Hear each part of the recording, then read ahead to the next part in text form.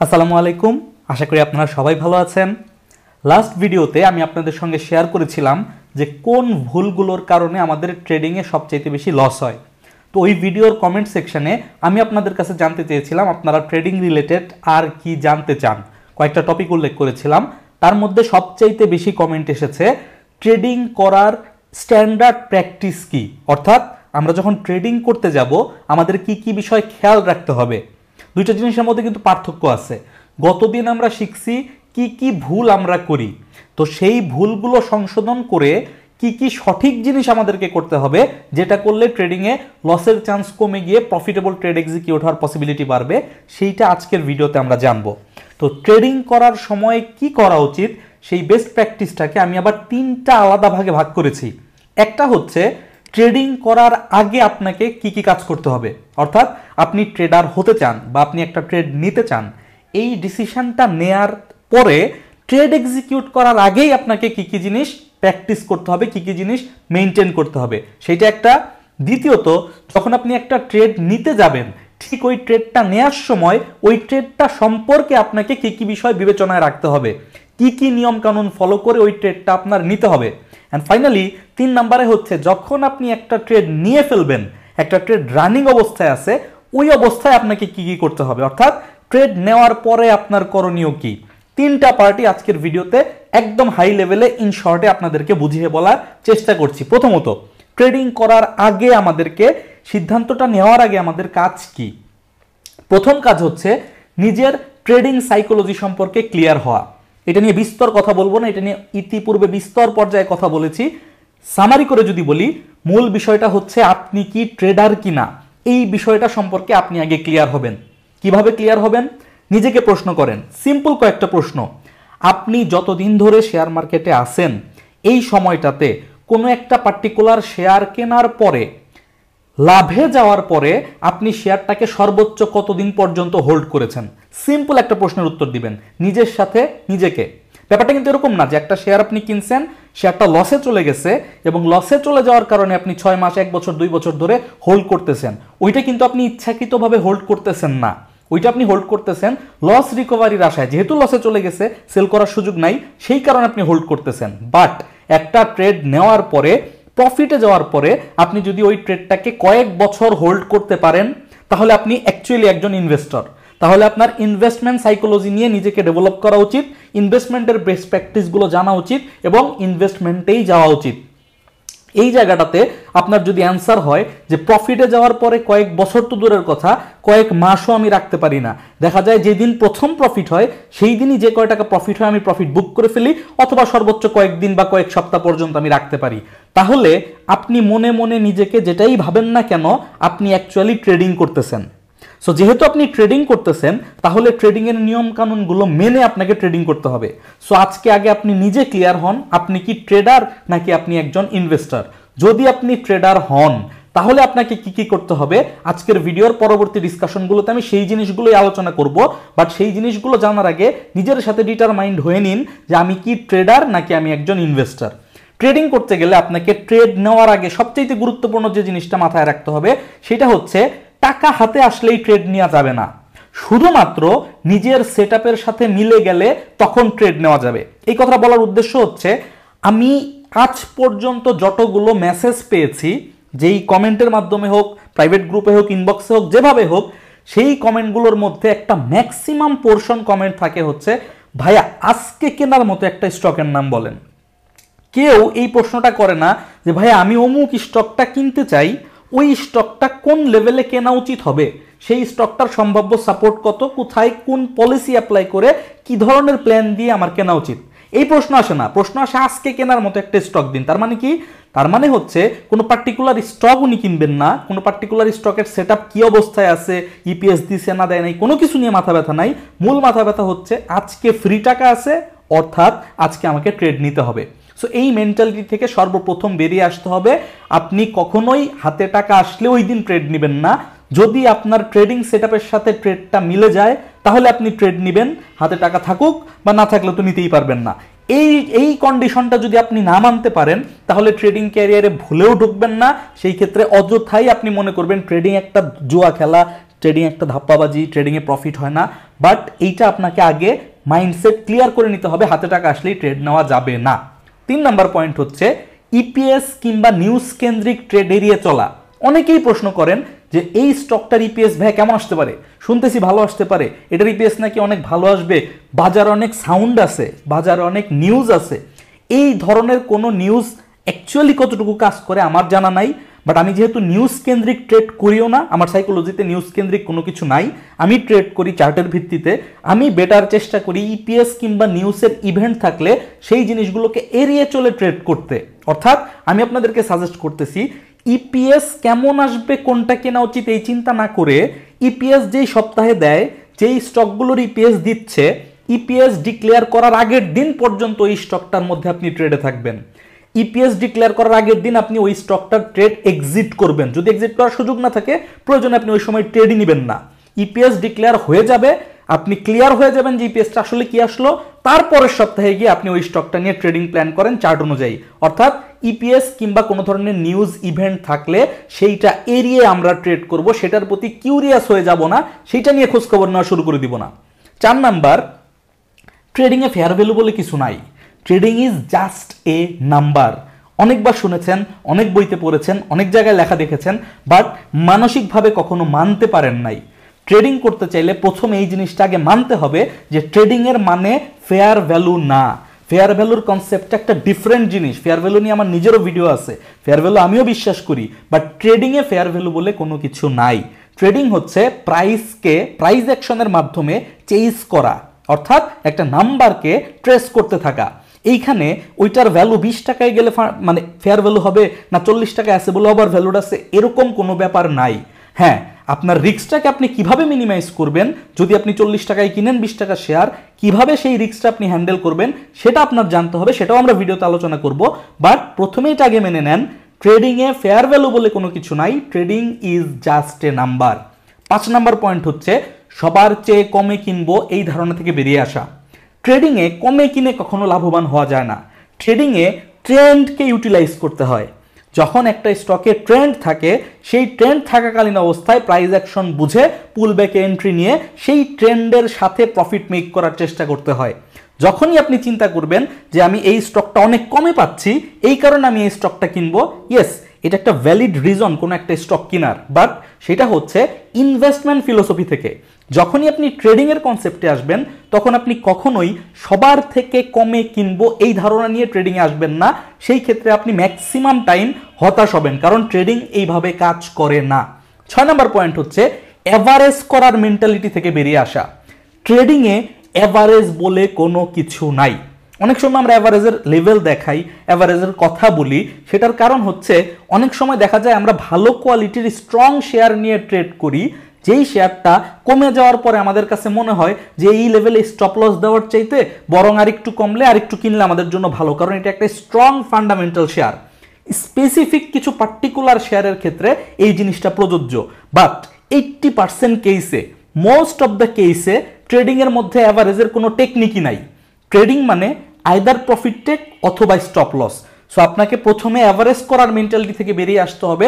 যতদিন পর্যন্ত আপনি ট্রেডিংয়ের মধ্যে অ্যাভারেজ করতে থাকবেন, আপনাকে শুধুমাত্র সময় নষ্ট করতে হবে এবং বিভিন্ন শেয়ারের মধ্যে আটকা থাকতে হবে, এই কথাটা মনে রাখবেন।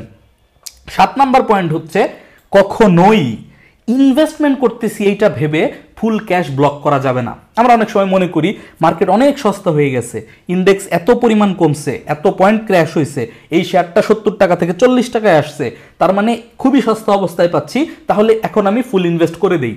এই কাজটা কখনোই করা যাবে না যদি আপনি ট্রেডার হন। যদি আপনি ইনভেস্টার হন তাও আসলে এই কাজ করা যাবে না, কারণ ইনভেস্টমেন্টের বেস্ট প্র্যাকটিস হচ্ছে এসআইপি আকারে ধাপে ধাপে ইনভেস্ট করা। সো কোনো পন্থাতেই কোনো একটা স্টকের মধ্যে ফুল ইনভেস্ট করে বসে থাকা যাবে না। স্পেশালি আপনি যদি ট্রেডার হন, তাহলে কখনোই কমে পাচ্ছি এই কারণে ফুল ক্যাশ দিয়ে কখনো কোনো স্টকে ইনভেস্টমেন্টে বা ট্রেডিংয়ের জন্য এন্ট্রি নেওয়া যাবে না। অ্যান্ড ফাইনালি 8 নাম্বারটা হচ্ছে ট্রেডিং করার জন্য আপনার একটা শর্ট ওয়াচ লিস্ট রেডি করতে হবে, কারণ এই 400টা স্টককে বসে বসে আপনি মনিটর করতে পারবেন না। রিসেন্টলি আপট্রেন্ড কনফার্ম করেছে এই ধরনের শেয়ারগুলোকে আপনি ওয়াচ লিস্টে রাখবেন, সেগুলো যখন কারেক্টিভ দিবে, মানে নিচের দিকে পুলব্যাক করতে আসবে, তখন সেই স্টকগুলোতে আপনি এন্ট্রি প্ল্যান করবেন। এই যে 8টা স্টেপ আপনাদেরকে বলা হলো, এই 8টা স্টেপ আপনাকে আগে প্রথম থেকে ক্লিয়ার হইতে হবে। যতক্ষণ পর্যন্ত এই 8টা লেভেল আপনি কমপ্লিট করতে না পারবেন এবং মনের দিক থেকে 100% মানে একদম মানে কনফিডেন্ট সহকারে এই 8টা লেভেল 8টা পয়েন্টকে আপনি মেনে নিতে না পারবেন, প্রিপেয়ার হতে না পারবেন, ততক্ষণ পর্যন্ত ট্রেড নেওয়া না নেওয়া একই কথা, বরঞ্চ ট্রেড নিলে আপনার লুজার হওয়ার পসিবিলিটি বেশি থাকবে। সো এটা ছিল ট্রেড করার আগে, ট্রেডিং করার আগেই আমাদের কি কি কাজ করতে হবে। এবার আমি ধরে নিচ্ছি যে কোনো মূল্যে যে কোনোভাবে নিজে নিজে শিখে, গ্রুপ স্টাডি করে, ওপেন ইন্টারনেট থেকে, ইউটিউব থেকে বই পড়ে শিখে বা কোনো ট্রেনিং করে আপনি এগুলো আয়ত্ত আনছেন, আপনি ওয়াচ লিস্ট বানাতে পারেন, আপনি ট্রেডিংয়ের এই বিষয়গুলো বুঝতে পারছেন, এবার আপনি সিদ্ধান্ত নিয়েছেন আপনি ট্রেড করবেন। তাহলে ট্রেড নেওয়ার সময় আমাদেরকে কি কি ফলো করতে হবে খুবই সিম্পলভাবে উল্লেখ করার চেষ্টা করেছি। চাইলে এখানে 10টা পয়েন্ট নিয়ে আসা যেত, বাট আমি যেটা না হইলেই নয় এবং যেটুকু হইলেই চলবে শুধুমাত্র সেইটুকুই আপনাদের সামনে নিয়ে আসার চেষ্টা করেছি। প্রথম পয়েন্ট হচ্ছে শুধুমাত্র আপ ট্রেন্ডের স্টকের পুলব্যাকের সময় ট্রেড করা যাবে, আর কোনো ধরনের স্টকে আর কোনো ধরনের পজিশনে ট্রেড করার চেষ্টা করবেন না। আপ ট্রেন্ডের স্টকের পুলব্যাকের মানে কি? মানে হচ্ছে আমরা অনেক সময় ডাউন ট্রেন্ডে থাকা স্টক নিচে আসলে এই লেভেলে কমে কেনার চেষ্টা করি, এইটা করা যাবে না। 2 নাম্বার হচ্ছে আমরা অনেক সময় এইরকম অ্যাকুমুলেট হচ্ছে, আপ ডাউন করতেছে একটা বটম জোনে, ওই স্টকটা ওইরকম জোনে কেনার চেষ্টা করি, এটাও করা যাবে না। তাহলে কি করতে হবে? যখন একটা স্টক এরকম আপ ট্রেন্ডে চলতেছে, আপ ট্রেন্ডে যখন এই যে কারেকশনটা হবে, এই কারেকশনের রিভার্সালে অর্থাৎ এই জায়গাটাকে খুঁজে বের করে এই জায়গাটাতে আপনাকে ট্রেড প্ল্যান করতে হবে। এটাই একমাত্র ট্রেডিং এর জায়গা। এই জায়গা ব্যতীত কোনো ধরনের পজিশনে আপনি ট্রেড প্ল্যান করতে পারবেন না, তাহলে ট্রেডে ফেল করার পসিবিলিটি বেশি থাকবে। 2 নাম্বার হচ্ছে রিস্ক রেওয়ার্ড রেশিও মিললে শুধুমাত্র সেই ক্ষেত্রেই ট্রেডটা নেওয়া, আদারওয়াইজ ট্রেড না নেওয়া। অর্থাৎ কোনো একটা ট্রেড আপনি নিচ্ছেন, এরকম একটা ট্রেড আপনি দেখতে পাচ্ছেন যে এই লেভেলে আপনি এন্ট্রিটা দিলেন, সম্ভাব্য নিচের সাপোর্টটা কোথায়? এইটা হচ্ছে আমার সম্ভাব্য নিচের সাপোর্ট। কোনো কারণে যদি এইটা নিচে চলে যায় তাহলে লোয়ার লো তৈরি হবে। লোয়ার লো তৈরি হবে মানে কি? আপ ট্রেন্ডটা শেষ হয়ে গেল, আপ ট্রেন্ডটা নষ্ট হয়ে গেল। তো সেই ক্ষেত্রে ট্রেডটা স্টপ লস হবে। সো আপনি যখন এইখানে এন্ট্রি নিচ্ছেন, এইখানকার দূরত্ব মনে করেন 2 টাকা, 2 টাকা নিচে স্টপ লস আছে। এবার এই লেভেল থেকে যদি ওপরে এই পর্যন্ত উঠে তাহলে এইখানে আপনার প্রফিট হবে 4 টাকা। এর মানে কি? 2 টাকা লসের এগেনস্টে 4 টাকা প্রফিট করার সুযোগ। এর মানে হচ্ছে 1:2। ট্রেডিং এর ক্ষেত্রে আপনার রিস্ক রেওয়ার্ড রেশিও মিনিমাম 1:2 হইতে হবে। নিচের দিকে 2 টাকা, উপরের দিকে 5 টাকা বেটার, নিচের দিকে 2 টাকা, উপরের দিকে 6 টাকা আরো বেটার, নিচের দিকে 2 টাকা, উপরের দিকে 10 টাকা বেস্ট, বাট মিনিমাম নিচের দিকে 2 টাকা থাকলে উপরের দিকে 4 টাকা থাকতেই হবে। যদি এইটা আপনি মিলাতে না পারেন, আপনার এক্সপেকটেশনের মধ্যে আনতে না পারেন, ততক্ষণ পর্যন্ত ওই ট্রেডটা প্ল্যান করা যাবে না। 3 নাম্বার পয়েন্ট হচ্ছে কেনার আগেই স্টপ লস নির্ধারণ করা। একটু আগে যে গ্রাফটা আপনাদেরকে দেখালাম, এইখানে যখন আপনি কিনলেন তখন আপনার মনের মধ্যে ফিক্সড করে নিতে হবে যে এই লেভেলের নিচে নামলে আমি মাস্ট বি স্টপ লস দিব। এইটা আপনাকে মানতেই হবে। আপনি যত বড় এক্সপার্ট হন, আপনি যেই কনসেপ্টের ট্রেডার হন, আপনি যেই ধরনের টেকনিক্যাল অ্যানালিসিস ফলো করেন, আপনি বাংলাদেশের মার্কেটে ট্রেড করেন আর পৃথিবীর যেই কোনো মার্কেটে ট্রেড করেন, স্টপ লস আপনাকে মানতেই হবে। সো কেনার আগে আপনাকে অবশ্যই স্টপ লসটা ঠিক করে নিতে হবে যে স্টপ লস লেভেল কোথায় হবে। 4 নাম্বার পয়েন্ট হচ্ছে পরিমাণে কম করে অসংখ্য সংখ্যক স্টক না কিনে অল্প কিছু স্টক বেশি পরিমাণে কেনেন। বেস্ট প্র্যাকটিস হচ্ছে, এটার মানে কি? ধরেন আপনি 4টা স্টক কিনলেন, 4টা স্টক আপনি 20,000 করে কিনলেন, কিনে আপনি যতটুকু ফান্ড ম্যানেজমেন্ট করার কথা ছিল ধরেন 1/3 রেখে দিয়ে 2/3 দিয়ে আপনি 4টা স্টক কিনলেন 20,000 করে। ট্রেডিং এর ক্ষেত্রেও নিটিং করা যায়। এর ফলে যেটা হবে, এই 4টা স্টক থেকে ধরেন 2টা স্টকের প্রাইস বাড়লো, যখনই 2টা স্টক বাড়তেছে তখন এখান থেকে আপনি পার্শিয়াল সেল করে অর্থাৎ 20,000-এর পরিবর্তে 10,000 সেল করে ওই প্রফিটটা টেক করেন। ওই সময় অন্য যে 2টা স্টক বাড়ে নাই কিংবা কমছে, এখনো পর্যন্ত স্টপ লস হয় নাই, ওই স্টকটার আপনি হোল্ডিং বাড়ান। অর্থাৎ আপনার হোল্ডিংয়ে থাকা 2-3টা অ্যাক্টিভ ট্রেডিংয়ের মধ্যে যেই ট্রেডটা যেদিন বাড়বে সেইখানে আপনি কিছু অংশ সেল করে যেই ট্রেডটা এখনো বাড়ে নাই কিংবা একটু কমছে সেই ট্রেডটা ওই টাকা দিয়ে আপনি বাই ব্যাক করেন। এইটা করতে পারবেন আপনি তখনই যখন আপনার কাছে অল্প কিছু স্টক কিন্তু বেশি পরিমাণে থাকবে, কারণ আপনার কাছে যদি 2000-3000 স্টক থাকে, আপনি কয়টা সেল করবেন আর কয়টা বাইব্যাক করবেন? আপনাকে তো সবই সেল করতে হবে। সো আপনাকে কোয়ান্টিটিতে বেশি শেয়ার থাকতে হবে, যাতে করে আপনি পার্শিয়াল সেল করতে পারেন, বাইব্যাক করতে পারেন। আর শেয়ারের সংখ্যা মানে ধরেন 20,000 করে শেয়ার কিনতেছেন, কিন্তু শেয়ার কিনতে হবে 3টা বা 4টা, এর বেশি না। কারণ এর বেশি শেয়ার কিনলে আপনি শেয়ারগুলোকে মনিটর করতে পারবেন না। এই কারণে খুব কম পরিমাণে, সংখ্যায় খুব কম শেয়ার কিনতে হবে, কিন্তু এক একটা শেয়ার পরিমাণে অনেক বেশি কিনতে হবে। এটা হচ্ছে ট্রেডিং এর বেস্ট প্র্যাকটিস। 5 নাম্বার এবং ফাইনাল যে পয়েন্ট আপনাকে খেয়াল রাখতে হবে সেটা হচ্ছে আর্লি এন্ট্রি না করা। আর্লি এন্ট্রির মানে কি? আর্লি এন্ট্রির মানে হচ্ছে এটা আস্তে আস্তে নিচের দিকে নামতেছে, এইখানে আসার পরে ফিবোনাচি দিয়ে মাপ দিচ্ছেন 618% হয়ে গেছে, বা যে কোনো একটা মেজারমেন্টের মাধ্যমে আপনি বুঝতেছেন এখান থেকে মার্কেট ঘুরতে পারে, কিন্তু এখনো পর্যন্ত কোনো পজিটিভ প্রাইস অ্যাকশন আসে নাই, ভলিউমের মধ্যে কোনো কনফার্মেশন নাই, বাড়তে পারে মনে করে আপনি ট্রেডের মধ্যে ঢুকে গেলেন। এই কাজটা করা যাবে না। হ্যাঁ, এখানে কিনলে হয়তো আপনি 1 টাকা কমে কিনতে পারতেন, বাট এইখানে একটা সবুজ পজিটিভ প্রাইস অ্যাকশন আসার পর যখন কনফার্মেশন দিবে তখন হয়তো আপনাকে 1 টাকা বেশিতে কিনতে হবে। বাট ট্রেডিং এর নিয়ম হচ্ছে আপনি ওই 1 টাকা বেশিতেই কিনবেন, কিন্তু কনফার্মেশন আসার পরে কিনবেন। আমরা ম্যাক্সিমাম সময় এই ভুলটা করে ফেলি। আমরা অনেক সময় দেখি যে আমাদের এখানে প্যাটার্ন তৈরি হয়েছে, আমাদের এখানে একটা ফ্ল্যাগ প্যাটার্ন তৈরি হয়েছে। ফ্ল্যাগ প্যাটার্ন তো কম বেশি আমরা সবাই চিনি, বা ধরেন এরকম ট্রায়াঙ্গেল প্যাটার্ন তৈরি হয়েছে। এখন এটা ব্রেকআউট করলে বা ব্রেকআউটের পর রিটেস্ট করলে আপনি এন্ট্রি নেবেন, কিন্তু যেটা হয় আমাদের ক্ষেত্রে যে প্রবলেমটা হয়ে যায়, আমরা করি কি এইখানে আছে এই পর্যন্ত গেছে, হ্যাঁ এটা ব্রেকআউটও করে নাই, বটমেও নাই, এরকম লেভেলে আমরা মনে করি যে এটা ব্রেকআউটই করবে এবং মনে করে আমরা এন্ট্রি নিয়ে বসে থাকি। এই কাজটা করা যাবে না। ব্রেকআউট করতে দেন, 2 টাকা বেশি দিয়ে কিনেন, কিন্তু কনফার্ম হয়ে ট্রেডিং সেটআপের সাথে মিললে তারপরে আপনি ট্রেড নেবেন। আর্লি এন্ট্রি করা যাবে না।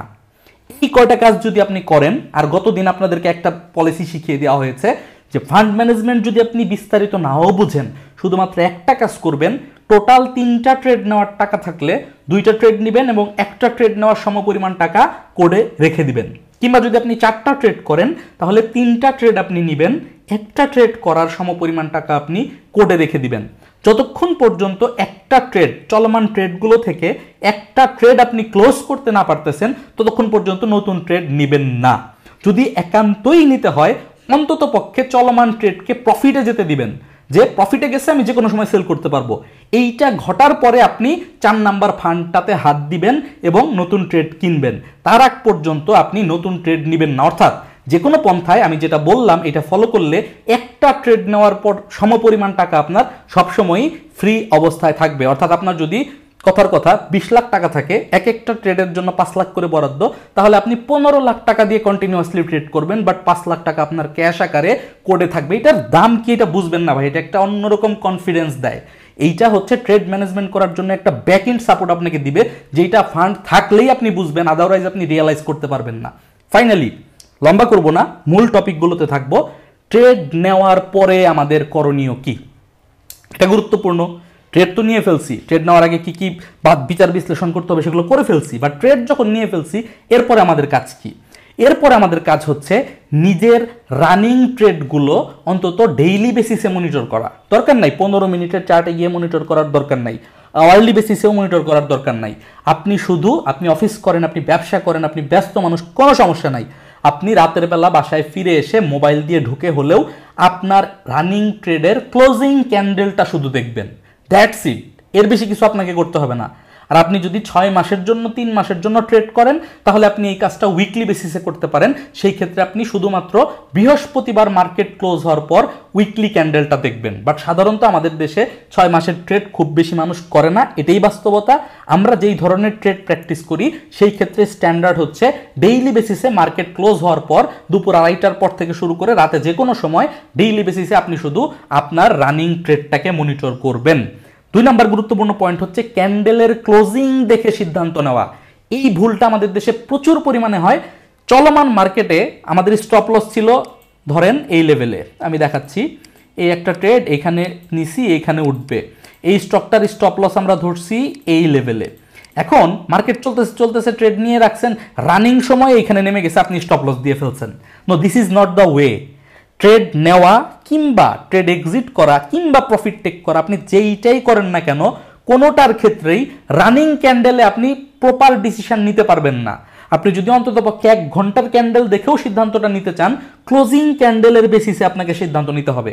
এখন আপনি বলতে পারেন যে আমি ক্লোজিং পর্যন্ত যদি অপেক্ষা করি অনেক সময় 2 টাকা বেশি লস হয়ে যায়। হ্যাঁ, তবুও আপনাকে ক্লোজিং পর্যন্তই অপেক্ষা করতে হবে। প্রয়োজনে ক্লোজিং এর পরে আপনি পরের দিন সকালে যখন একটু বাড়তে নেয় তখন আপনি এক্সিট নেবেন, কারণ নিয়ম ক্লোজিং বেসিসে সিদ্ধান্ত নেওয়া। আপনি যখন এইখানে সেল দিয়ে এক্সিট করে ফেলছেন, অনেক সময় দেখবেন এখানে একটা পিন বার তৈরি করে বুলিশ ক্যান্ডেল তৈরি হয়ে মার্কেট এখান থেকে উপরের দিকে উঠে যাবে। সো কখনোই ক্লোজিং বেসিসে স্টপ লস না হওয়া পর্যন্ত আগে থেকেই ভয় পেয়ে আর্লি এক্সিট নেবেন না। আরেকটা পয়েন্ট হচ্ছে, যেইটা আপনার টার্গেট আপনি ডিফাইন করতেছেন, যে কোনো টেকনিক্যাল মেকানিজম দিয়ে, আপনি ফিবোনাচি এক্সটেনশন টুল দিয়ে মেজার করতেছেন যে এক্সটেনশন হইলে কত দূর হইতে পারে, কিংবা আপনি ডারভাস বক্স দিয়ে এক্সটেনশন মেজারমেন্ট করতেছেন, কিংবা আপনি সিম্পল রেজিস্ট্যান্স অথবা অর্ডার ব্লক মানে সাপ্লাই ডিমান্ড জোন, এইটার বিবেচনায় সাপ্লাই অর্ডার ব্লক কোথায় আছে, রেজিস্ট্যান্স কোথায় আছে, সেইটা দেখে আপনি আপনার টার্গেট নির্ধারণ করতেছেন। যেই টেকনিক্যাল ওয়েতেই আপনি টার্গেট নির্ধারণ করেন না কেন, টার্গেট হিট করার আগে যদি স্টপ লস না হয় তাহলে আপনি ফুল ট্রেড এক্সিট করবেন না। আপনি রিটিং করতে পারেন, পার্শিয়াল প্রফিট টেক করতে পারেন, বাট টার্গেট হিট করার আগেই আপনি না দেখেই, সময় না দিয়েই ট্রেডটাকে এক্সিট করে ফেললেন, এই কাজটা করবেন না। অর্থাৎ আর্লি এক্সিট করা যাবে না। এবং যেটা বললাম সেই কথাটাই, টার্গেট অথবা স্টপ লস হিট করলে ইমোশন সাইডে রেখে সিদ্ধান্ত নিতে হবে। অর্থাৎ টার্গেট হিট মানে টার্গেট হিট, আমি সেল দিব। স্টপ লস হিট মানে স্টপ লস হিট, আমি লসটা বুক করে নিব। টার্গেট হিট করার পরে আমরা যে আরেকজনকে জিজ্ঞেস করি সেটা কত দূর পর্যন্ত যেতে পারে, আরো মনে হয় অনেক দূর যাবে, মার্কেটে অনেক সাউন্ড আছে, এইগুলো ফলো করবেন না। ট্রেডের ধরন আছে, আপনি এই ট্রেডটা আবার নিতে পারবেন, কোনো সমস্যা নাই। এই যে ট্রেডটা আপনি নিছেন, টার্গেট আপনার হিট হয়েছে, আপনি সেল করার পরে ধরেন এই পর্যন্ত চলে গেছে, যাক, ও তো আবার রিট্রেস করতে নিচে আসবে, আপনি এই রেঞ্জেই আবার কিনতে পারবেন। কিন্তু কখন কিনবেন? আগেই কিনে ফেলবেন না, যখন দেখবেন আবার ঘুরতেছে, আগের রেজিস্ট্যান্সটাকে সাপোর্ট নিয়ে ঘুরে দাঁড়াচ্ছে, তখন আপনি আবার নতুন করে কিনেন। সেটা হইতে পারে আপনার সেল রেটের থেকে 2 টাকা বেশি দিয়েও কিনতে হইতে পারে, বাট সেটার একটা নতুন সাইকেলে আপনি নতুন করে ট্রেড নিচ্ছেন, যেইটার স্টপ লস হবে আলাদা, তখন স্টপ লস হবে এইটার নিচে, রাইট? তখন তার স্টপ লস এইটা হবে না। সো আপনি নতুন করে আরেকটা ট্রেড নেবেন, বাট যখন আপনার একটা টার্গেট হিট মানে টার্গেট হিট, ওখানে আপনাকে রোবোটিক ডিসিশন নিয়ে সেল করতে হবে। স্টপ লস হিট করলেও সেম ভাবে স্টপ লস দিয়ে দিতে হবে। এরপর ট্রেড ক্লোজ না করেই আরেকটা ট্রেড না নেয়া, এটা আগেই আপনাদেরকে বলছি আমি এর আগের অংশ বলার সময়, যে যখন আপনার একটা ট্রেড রানিং আছে তখন ওই ট্রেডটার আইদার প্রফিট টেক করবেন অথবা স্টপ লস হিট হবে, যে কোনো একটা হওয়ার আগ পর্যন্ত নতুন ট্রেড নেবেন না। তবে অনেক ক্ষেত্রে দেখা যায় আমরা এক্সট্রিম হয়ে যাই, আমাদের হাতে ফান্ড থাকলে বা যে কোনো পারপাসে কোনো একটা ট্রেড দেখে আমাদের লোভ লাগতেছে, আমরা ট্রেড নিতে পারেন। তবে সর্বোচ্চ যেটা আপনি করতে পারবেন সেটা হচ্ছে আপনার হাতে থাকা এক্সিস্টিং ট্রেডটা প্রফিটেবল হবে, প্রফিটে রান করতেছে, ওই সময় আপনি ট্রেড নিতে পারেন। এছাড়া কোনো ওয়েতেই আপনার এক্সিস্টিং ট্রেড যদি লসে চলতে থাকে, ওই সময় আরেকটা নতুন ট্রেড আপনার যতই ভালো লাগুক, যতই শিওর হন, ওই ট্রেড নেওয়া যাবে না। যদি নেওয়াই লাগে এক্সিস্টিং ট্রেডটাকে ক্লোজ করে তারপরে আপনি নেন, আদারওয়াইজ নতুন ট্রেড নেবেন না। 6 নম্বর পয়েন্ট হচ্ছে ওভার ট্রেডিং না করা। ওভার ট্রেডিং এর মানে হচ্ছে আপনি মাসে 4টা ট্রেড করেন বা আপনি মাসে 5টা 6টা ট্রেড করেন, এই যে রেশিওটা, একটা দিন আপনি ট্রেড করতেছেন, লস হয়েছে, এখন আমাকে এই লসটা রিকভার করতে হবে, তো আজকেই আমাকে ট্রেড নিতে হবে, আমি কেবল একটা সেল করছি, আমার হাতে ক্যাশ টাকা হয়েছে, এখন আমাকে আরেকটা স্টক দেন, এই টাকাটা দিয়ে আমি একটা ট্রেড নিব। এই টেন্ডেন্সিটাকে বলা হয় ওভার ট্রেডিং। একটার পর একটা ট্রেড নেওয়া, একটার পর একটা ট্রেড নেওয়া না। একটা ট্রেড করছেন, প্রফিট হোক কিংবা লস হোক, আপনি স্টপ দেন, ওই দিন আর ট্রেড নেওয়ার প্রয়োজন নাই।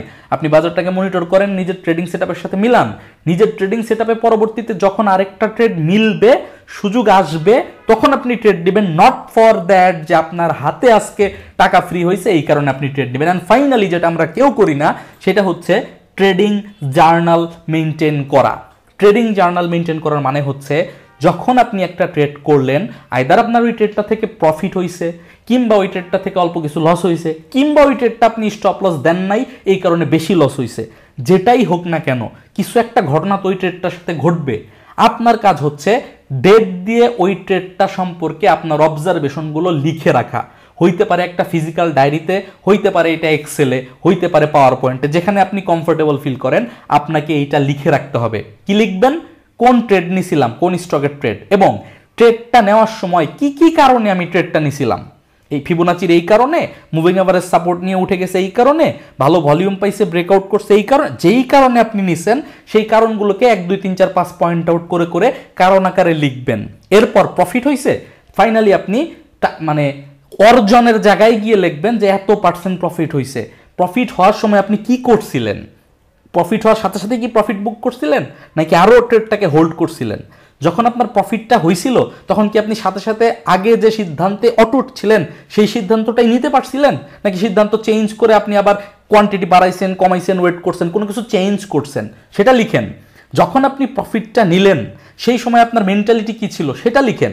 যতটুকু নিজের সম্পর্কে লিখতে পারেন ওই ট্রেডটা সম্পর্কে আপনি ট্রেডিং জার্নালের মধ্যে লিখেন। একইভাবে লসের ক্ষেত্রেও এই কাজটা যখন আপনি টানা 50টা ট্রেডের জন্য করবেন না, আপনি পুরা ওই রেজাল্ট শিটটা যখন একবার চোখ বুলাবেন আপনি বুঝতে পারবেন যে আপনার মাথা, আপনার ব্রেন গরম থাকলে আপনার ওই দিনগুলোতে প্রফিট বেশি হয়, নাকি আপনার মাথা ঠান্ডা থাকলে ওই দিনগুলোতে প্রফিট বেশি হয়। যেই দিনগুলোতে আপনার লস বেশি হয়েছিল ওই সময় কি আপনি স্টপ লস মানেন নাই দেখে লস বেশি হয়েছিল, নাকি আদার কোনো ভুলের কারণে আপনার লস বেশি হয়েছিল? একটা লিখলে আপনার রেজাল্টটা চলে আসবে না, বাট যখন আপনি 50টা ধারাবাহিকভাবে লিখবেন তখন সেই রেজাল্টের সামারি দেখে আপনি আপনার সাইকোলজি বের করতে পারবেন যে আমি আসলে কোন টাইপের মানুষ, আমার বেশিরভাগ ভুল আসলে কোনটাতে হয়, আমার বেশিরভাগ সফলতা কি কারণে হয়। এইটা যখন আপনি বের করতে পারবেন তখন পরবর্তী ট্রেডগুলোর ক্ষেত্রে কিন্তু আপনি সেই জিনিসগুলা সিলেক্টেড ওয়েতে অ্যাপ্লাই করতে পারবেন। এটাই হচ্ছে ট্রেডিং জার্নালের মূল উদ্দেশ্য। সো ভিডিও লম্বা করে আপনাদেরকে বোর করব না, আপনারা গত ভিডিও দেখেছেন, এই ভিডিওটা এবং গত ভিডিওটাকে মার্চ করলে আপনারা মোটামুটি ধারণা পেয়েই যাবেন যে আমাদের ট্রেডিং এর ক্ষেত্রে কি করতে হয় বা কি করতে হবে। এন্ড ফাইনালি যদি আপনারা আমার কাছে টেকনিক্যাল ট্রেনিং গ্রহণ করতে চান অথবা নিজেদের ট্রেডিং এর বিষয়ে কনসালটেন্সি সার্ভিস নিতে চান তাহলে এই হোয়াটসঅ্যাপ নাম্বারটাতে মেসেজ করতে পারেন, আমি আপনাদেরকে যথাসাধ্য সাহায্য করার চেষ্টা করব। দেখা হচ্ছে আগামী ভিডিওতে, সেই পর্যন্ত সবাই ভালো থাকবেন, সুস্থ থাকবেন। আল্লাহ হাফেজ, আসসালামু আলাইকুম।